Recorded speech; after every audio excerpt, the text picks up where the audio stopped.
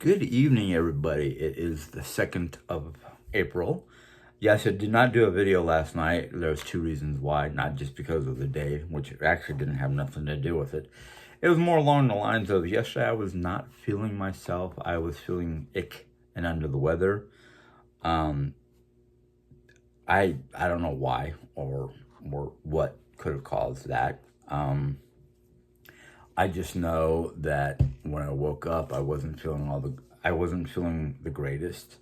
Yes, we got a few things done in the morning time, but by about 11, 12 o'clock, I started feeling like, ugh, like what's wrong with me? And the funny thing was, it was more my body than my mind because I went to lay down just to recoup or get some of my energy back. And my mind was just like, forget about it. There was no rest mentally. Physically, I got rest and I was ready to do stuff, but then I was like, no, I don't really feel like doing anything. I didn't even feel like cooking. Today, we had a weather front go through. Luckily, it's already gone past us. So instead of like trying to cook a full meal, hoping that power doesn't go out while it's cooking, we just reheated some very good, delicious leftover. Jerry had the leftover French bread pizzas that we made. Did we make that Monday or did we make, no? Yeah, we made it Monday. So she made it Monday, I should say. So today it was like I had to get up early because I had to go to do a blood draw. I have my heart doctor wanted a blood draw to see what's going on. He's already told me from his preliminary exams and listening to my heart and whatnot, that he believes that I'm having what they call hardening of the arteries, which is just basically a lot of plaque buildup in in the walls of my arteries. And I think he wants to, like get a full panel or whatnot to see how bad it is and see what kind of medications or anything like that, like blood thinners or something like that. Which, I have to do what I have to do to keep healthy. I'm going to point out something if you haven't noticed. My hair is not exactly in good condition. I just combed it back and left it because after wearing it in a tail, basically, or what do they call it?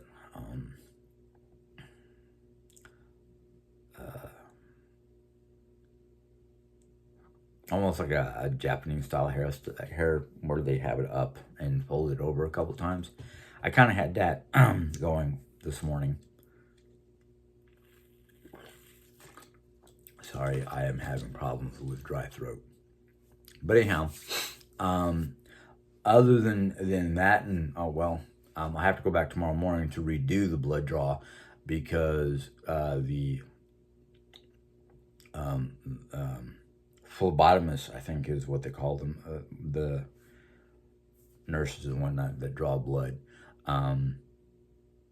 said that she messed up. It was, a simple misunderstanding of the instructions from the doctor's information on the computer. So I was like, that's not a problem, not a problem. I'll come in tomorrow, and we'll redo it so we can get this stuff done as quickly as possible. One of the things that I was told by my doctor's visit Monday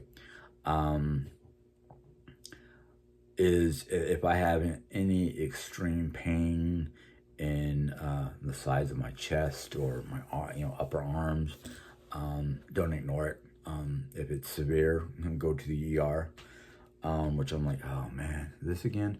But understandable. I mean, I don't want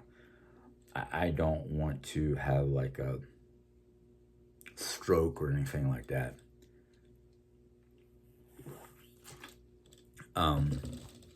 So yeah.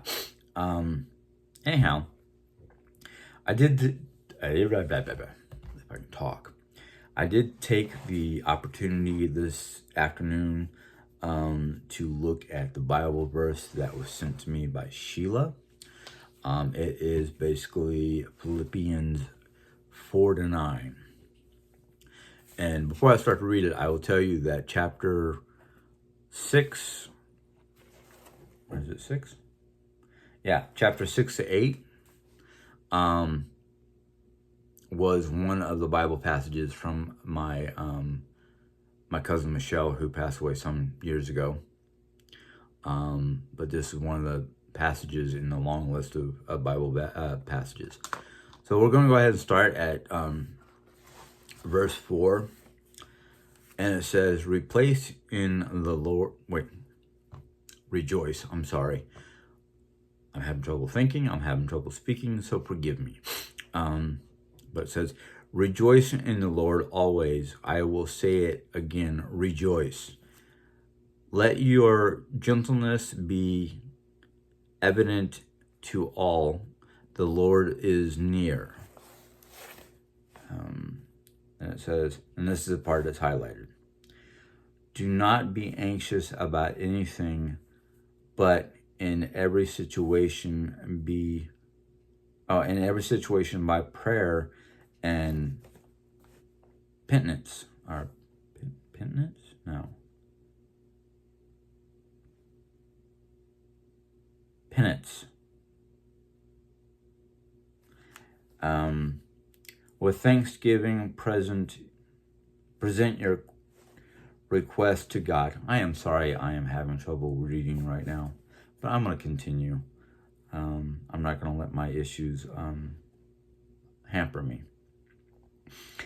And the peace of God, which transcends all understanding, will guard your heart and your mind in Christ Jesus.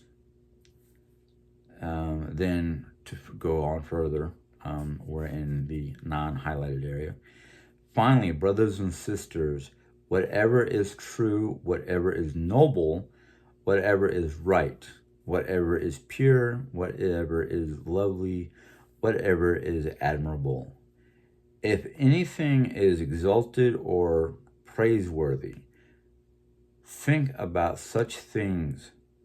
Whatever you have learned or received or heard from me, not me, I'm thinking I don't know who wrote this book, Paul, maybe, or seen in me, put it into practice, and the God of peace will be with you. Now, Sheila basically said, read this passage and tell me what you think. Well, I'm going to tell you this much, okay?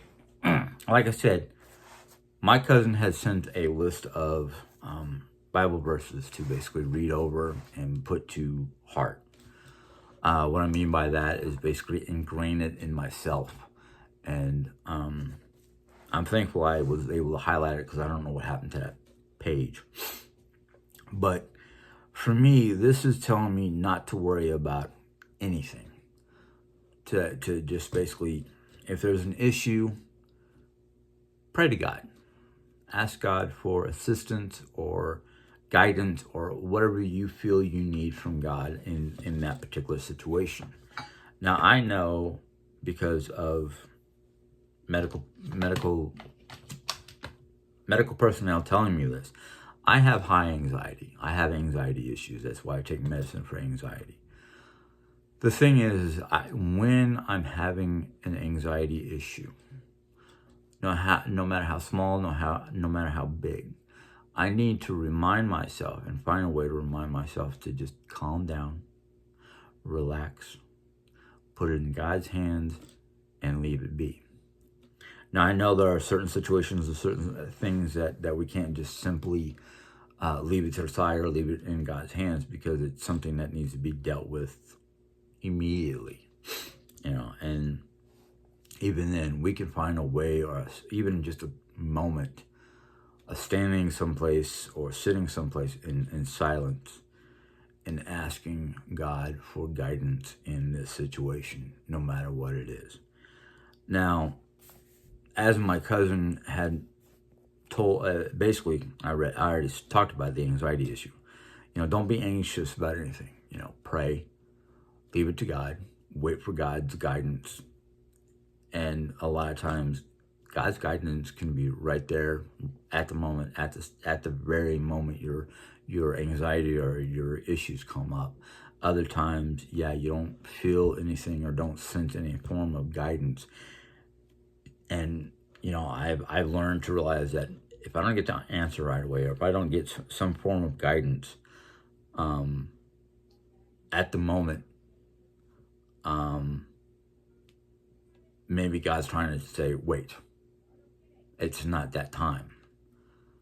So I have to learn to be patient and wait for God. And as for the bottom part, where it's talking about whatever is good, true, noble, noteworthy, admirable, praiseworthy, think about those things. Think about the good in life, the things that are praiseworthy, the things that are pure. It makes you happy. Praise God for it. Thank God for it. Everything we have, from the moment we're born to the moment we pass away, God has not only given us certain inalienable rights or human rights, basically, that nobody can take away from us. Nobody can take away from us, because it's directly from God, and no man, no human being, no living person, can take that away from us. Maybe Jesus, but Jesus is up in heaven waiting for the second coming, or however you want to put it. But the thing is, there are certain, we have breath, we have air in our lungs, we have a mind to think about things and make decisions with. We have a body to do as we please, within the righteousness of God. Basically, I was taught at one point in time, and I know some people might think, our body is supposed to be a temple unto God. I will say this as a joke, because I think about it sometimes. I'm going, well, I ruined this temple.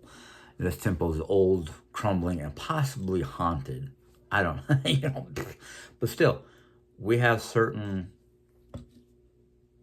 God-given rights, God-given abilities to make decisions on our own, to breathe. Our heart beats. Our heart, our mind, the ability to breathe, that's God-given. That's not something, man gave us.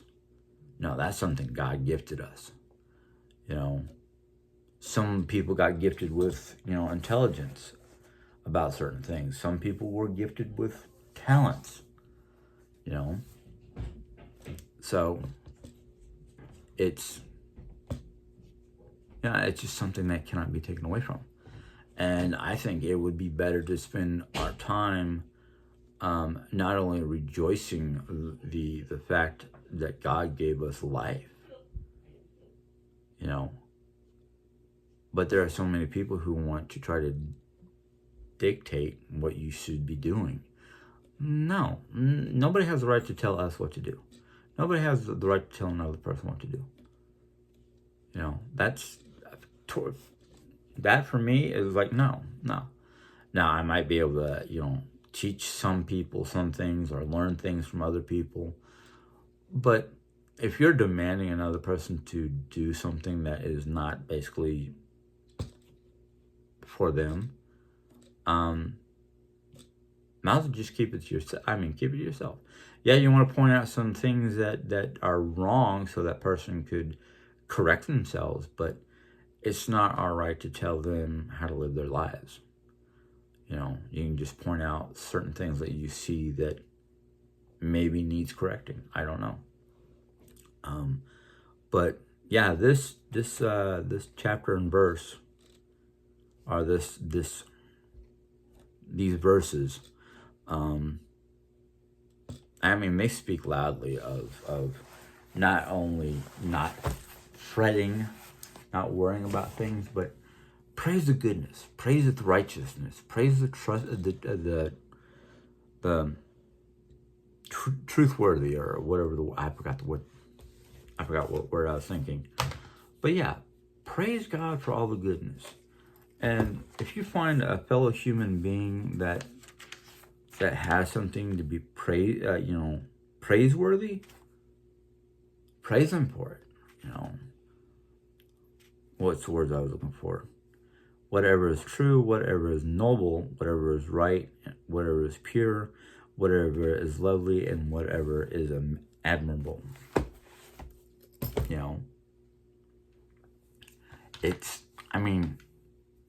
If I were to think about other things or other stuff that I've heard from different groups, there's a lot of religions that are not Christian that have something just as similar.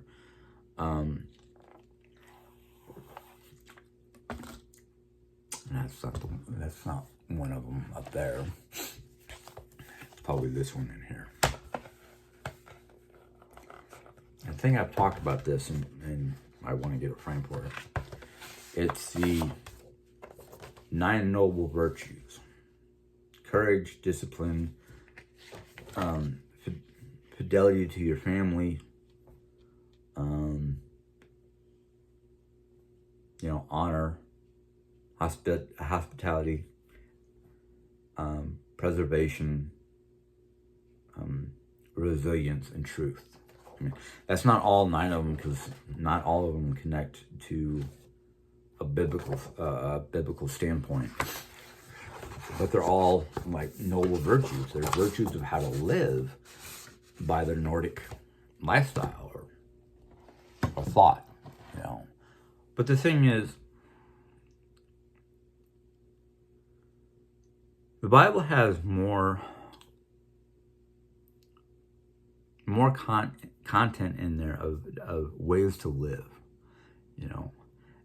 To me, the Bible has become more of like not just ways to live, but ways to conduct yourself. The ways to be a proper human being. But that particular reading, yeah, we have not only the capability to do righteous things, but we have the capability of living a holy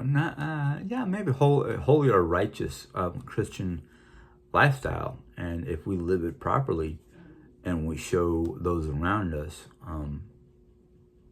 how gentle we can be, and how concerned we can be for others, and worry about others and helping others, and not being selfish or put downish. I personally, I don't have a mean bone in my body. Yeah, I can sound like it, but in truth, it's a trigger, and it's something I have to learn how to control again. Because I was a very mild-mannered, polite, caring, giving, helping person in my early years. And because of certain circumstances, I had issues with understanding right from wrong, because I felt abandoned. And I don't mean I felt abandoned by my deceased relatives, because I didn't know how to. 4 people in such a short time is really hard to get to deal with. But then, just I lost faith. I lost faith with God, because it's like, how could you? How could you take certain people away from me? Now I can understand my grandmother, my 2 aunts. They were up there in age. But my father, who was like 45, and I was still a teenager, still a lot of things that my father could have taught me, but, things happen the way they happen. But what really caused me some more issues back in the 2000, mid to early 2000s, is when my cousin Michelle, who had 2 kids, one of them had a lot of health issues as well as physical and mental issues. I don't remember all her issues, but thankfully she's grown up to be a young adult and achieving a lot. But still, it was like, how could you take a mother away from her children? But then I think about the circumstances and what all happened that caused her to pass away.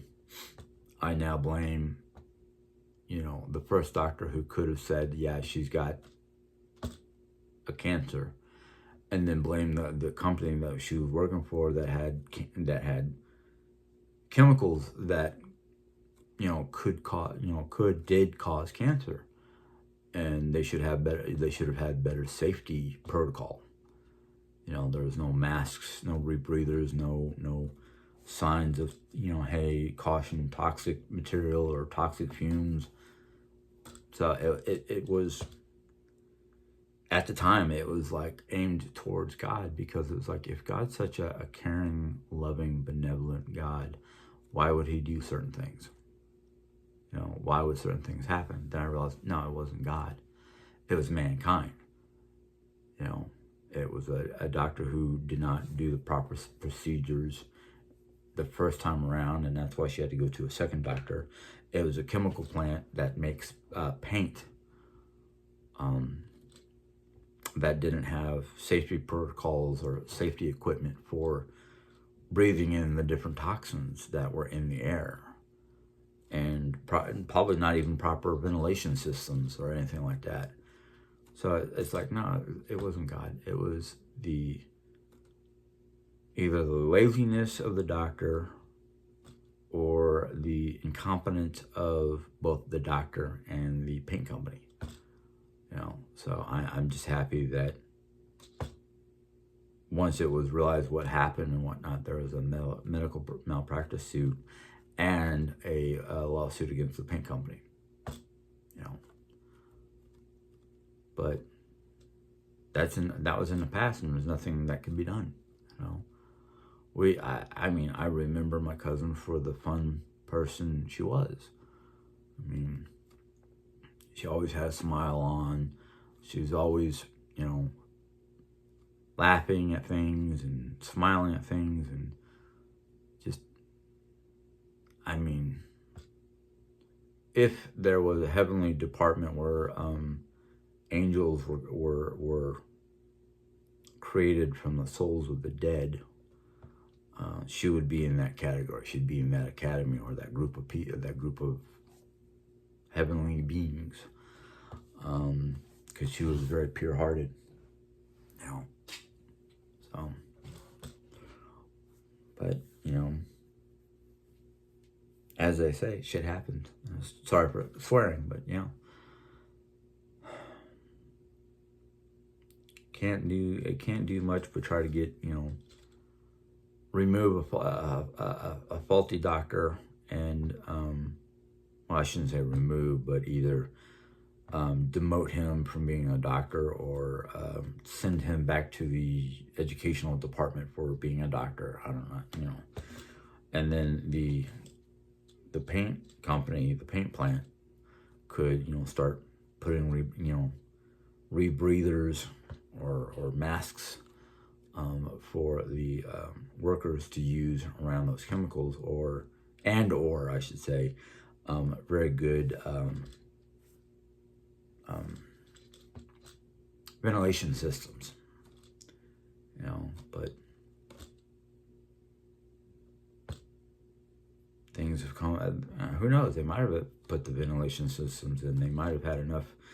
They've either had enough reports of chemical inhalant that cause people to get sick, but not cancer. Who knows? But I'm not a CEO of some place like that. I'm not even a government inspector, because if I was a government inspector, yeah, that would be one of the things. Like, okay, this is a hazard area. This has got a lot of bad chemicals. Where's the rebreathers? Where's your, heavy duty ventilation system to get the chemicals out of the air? That kind of stuff. Of course, I joke around with my wife and sometimes think about it. What if for some reason God decided that he was unhappy with mankind for all the pollutants and all the unnecessary diseases and whatnot that were created by mankind because of chemicals. And God decided, I'm going to flip the switch. I'm going to throw you back to the Stone Age, or not to the Stone Age, but back to the pre-industrial era. And hopefully you learn your ways. Don't know. All I do know is Revelation does speak when the end times are done and over with, heaven and earth will become one, and there will be no disease, no sickness, no death, no pain. None of the stuff that we've been dealing with since Adam and Eve got kicked out of Eden. Decided to ignore God and listen to a talking, ground crawling serpent. I tell you what, if I had a serpent in a garden like Eden started talking to me, I'd be like, oh, God, what's this and why is it talking? I wouldn't be like, oh, really? Okay, yeah. I'm going to believe you over the man who made me.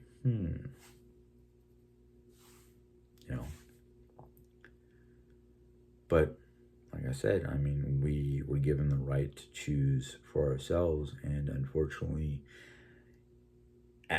Eve chose poorly and Adam listened. Now, I'm not trying to say that women are the fault of all our errors, but nothing we can do about it, But it's one of the grand mysteries of the universe. Because so many people are like, oh yeah, Eden was, where this river to this river connected and became one river. Well, we know the rivers are there, but where's the gateway into Eden? I think that's been permanently closed. According to the Bible, it's guarded by two angels with fiery swords. Yeah, I would think I would leave that mystery alone.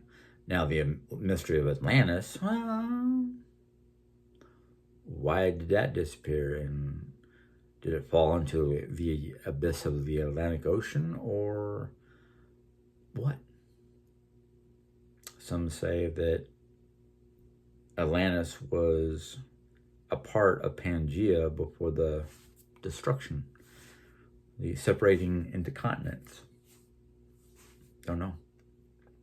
So many mysteries out there. I think it's some mysteries are best left alone.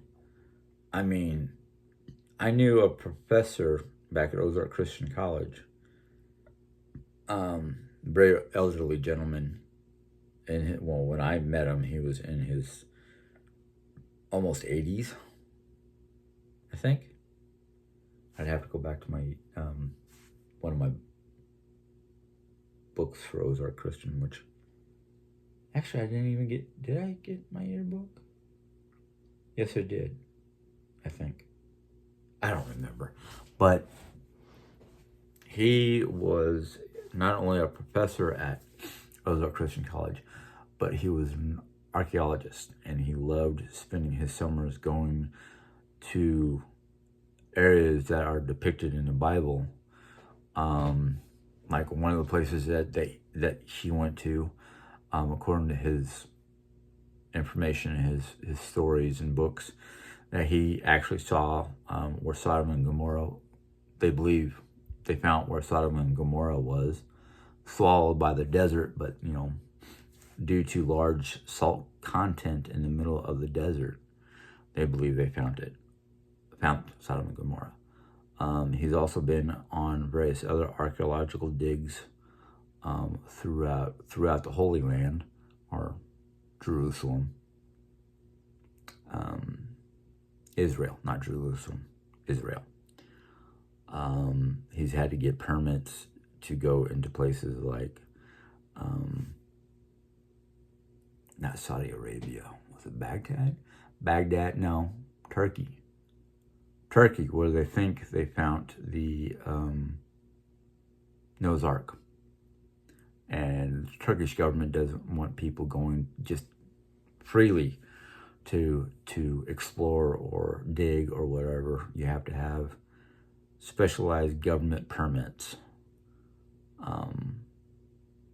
I do kind of miss Ozark. I mean, I kind of miss Ozark Christian College. Some of my professors, like Gary Zustiak, who taught OT,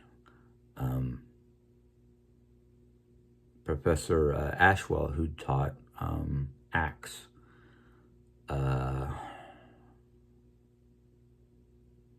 Those are the two that stand out. In fact, I think Professor Ashwell is now like Dean of Men or something like that. And one of my other professors that I can't remember off the top of my name is now in charge of Ozark Christian College.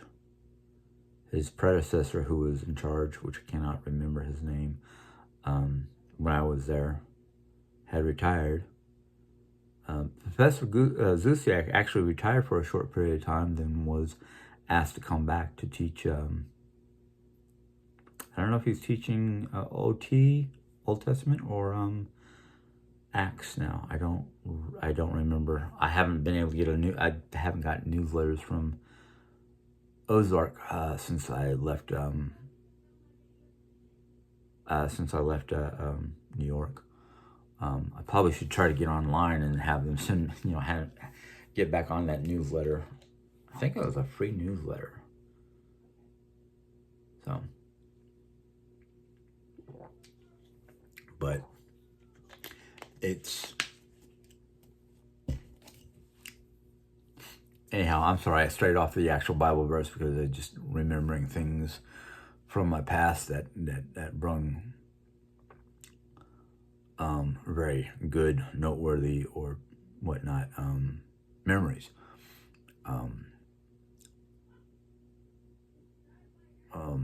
I can even tell you the dormitory I was in, Strong Hall. That was the men's one of three of the men's dormitories.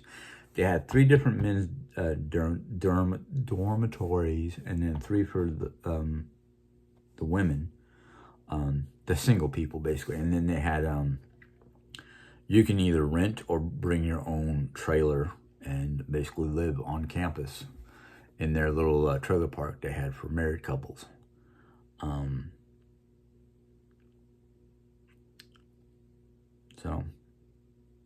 And the people who were in charge of my dormitories, I cannot remember their name, nice husband-wife team. They were good people. I mean, I wish I had one of my old newsletters or my yearbook unpacked. If I got a yearbook, I don't remember. But yeah, that was back in the late 90s. 90s. 97 to 98, I do believe. But yeah, tried to go in the military so I can get funding for college, so I can go back to Ozark Christian College. And it's strange, now that I look back at it, I'm like, you know what, I should have, instead of going in for food service, food service technician, as they're called in the military, should have gone in for being a chaplain. Probably would have done a whole lot better as a chaplain. Which, doesn't matter now because I'm 53 and can't go back in the military, and I could go back to Ozark Christian College if I had the funds or anything like that, which, no. And,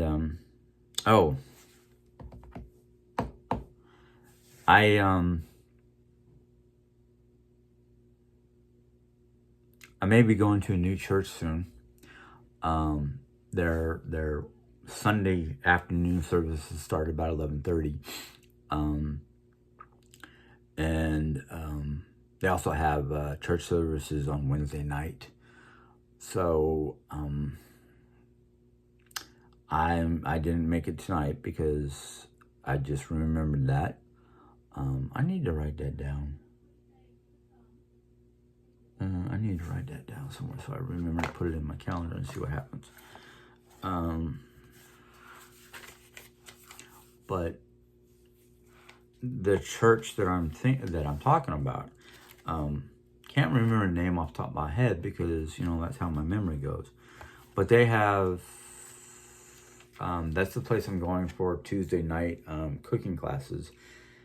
And I realized this morning I forgot to go last night. Found out when I went there to pick up some grocery, basically their food pantry. What I forgot to do was hold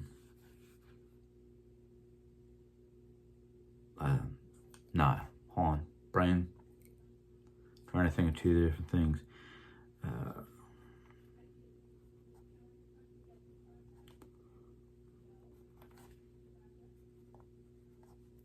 Forgive me for not saying anything while I'm writing down this. The church is basically a part of several different churches in Rolla that do like food pantry twice a month. Some of them only do it once a month, but this one is a fairly good sized congregation. So yeah, I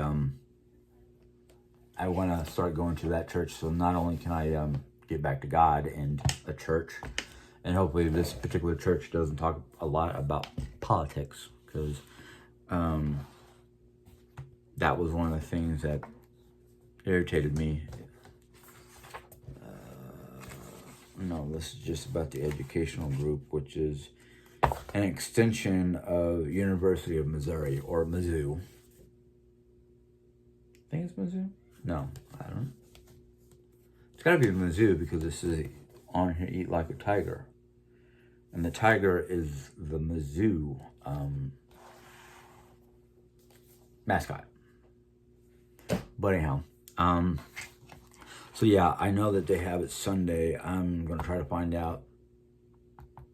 Well, if I go this Sunday, I'll try to find out if what their Wednesday night is, because Sundays we are basically without a assistant. Basically, the weekends it's just me and Jerry. There's no assistant coming in to help Jerry out. But my mom's friend Carla goes to the classes, the cooking classes, and I ran into actually a different girl who I think she works with the church. Said that she didn't go yesterday either, and she had found out from somebody that they were doing mini meatloafs, and I'm like, well, that's not a big loss because I know how to make meatloafs here at home. It's just maybe they had a healthier idea,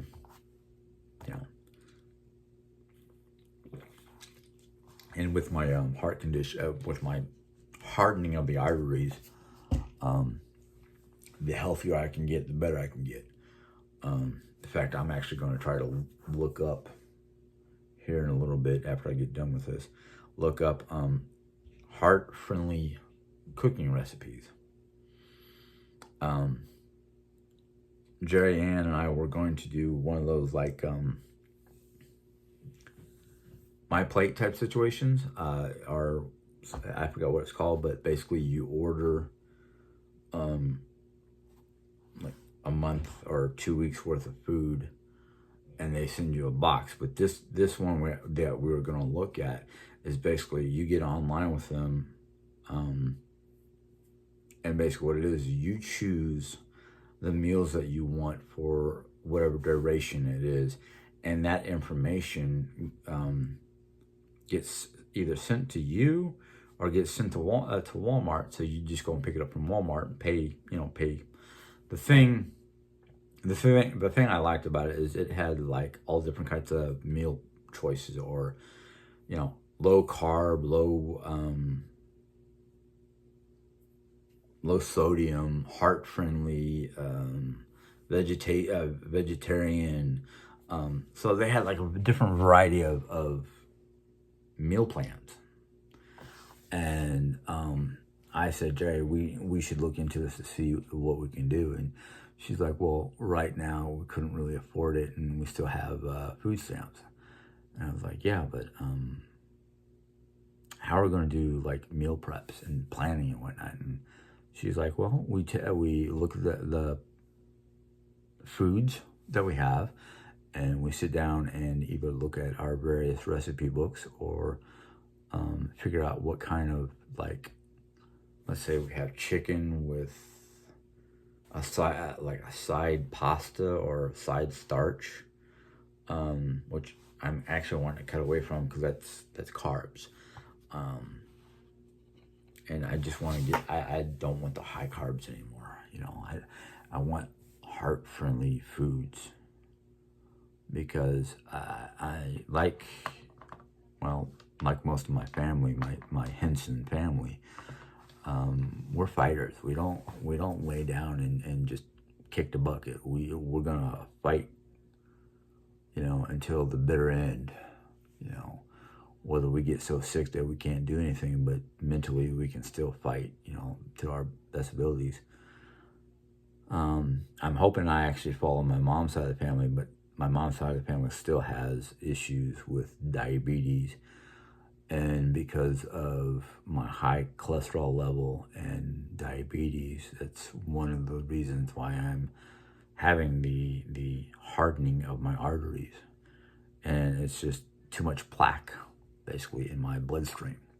So I got to find a way to build more blood cells and lower the plaque that's in basically my blood, my vessel, my veins and whatnot. And if you don't know, plaque is basically, it helps stop bleeding. So like if you're iron deficient, your plaque may be low.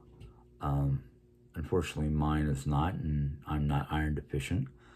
I like my red meats, and that's probably what I'm gonna have to stop doing. Is I'm gonna have to start eating more pork and more chicken and more fish.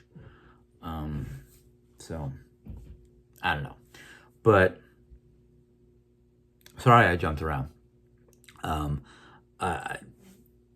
Sheila, your Bible verse that you asked me to read and give my opinion, I give it thumbs up. I mean, I loved it.